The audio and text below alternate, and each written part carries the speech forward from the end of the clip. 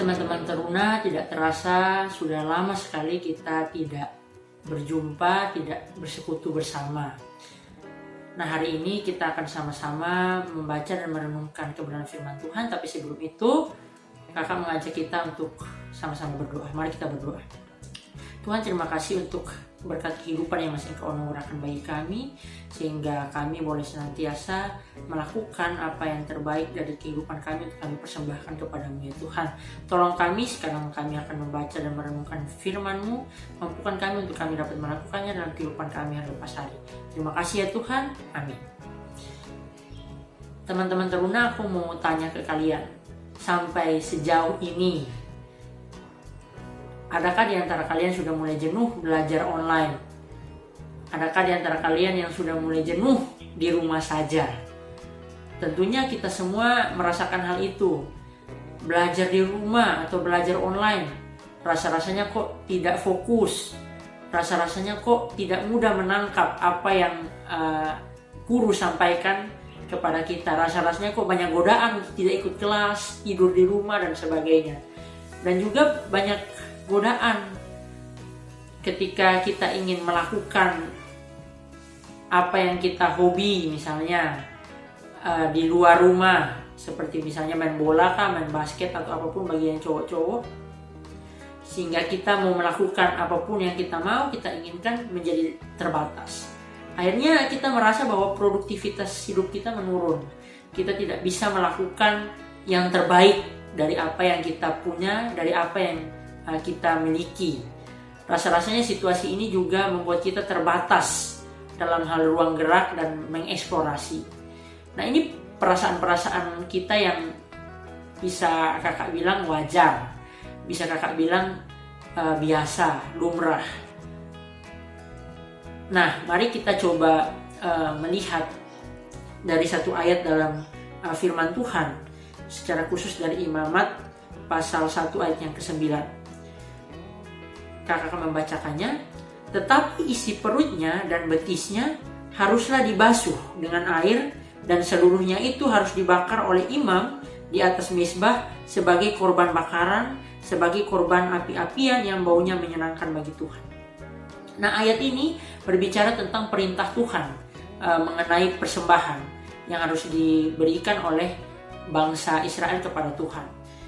Nah, di sini secara khusus berbicara tentang bagaimana Tuhan menginginkan persembahan dan korban yang terbaik dari umatnya. Di sini kita bisa melihat bahwa ada persembahan hewan. Secara khusus disebut domba dan juga lembu yang terbaik yang harus diberikan kepada Tuhan.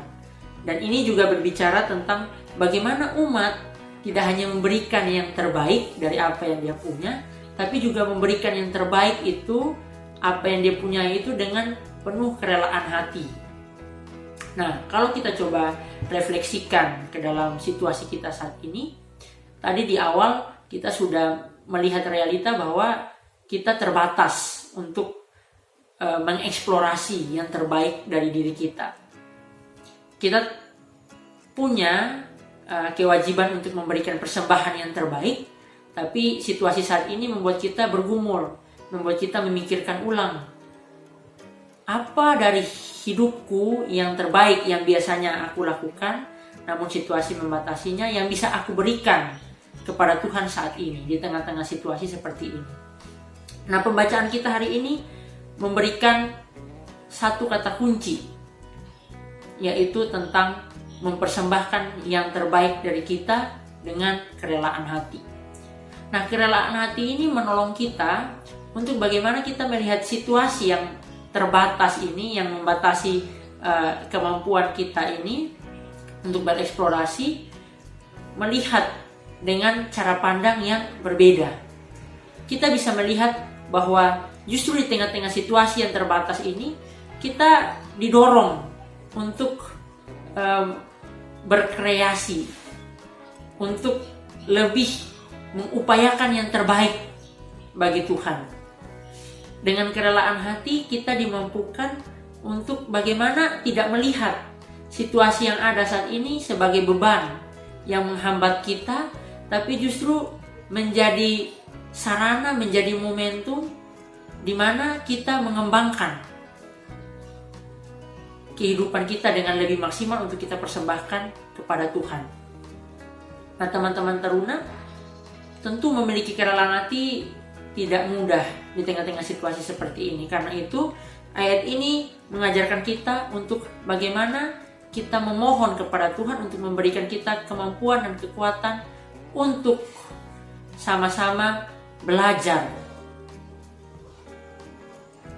meningkatkan, menumbuh kembangkan kerelaan hati untuk mempersembahkan yang terbaik kepada Tuhan, meskipun di tengah-tengah situasi yang membatasi kita. Selamat memupuk kerelaan hati. Tuhan Yesus memberkati.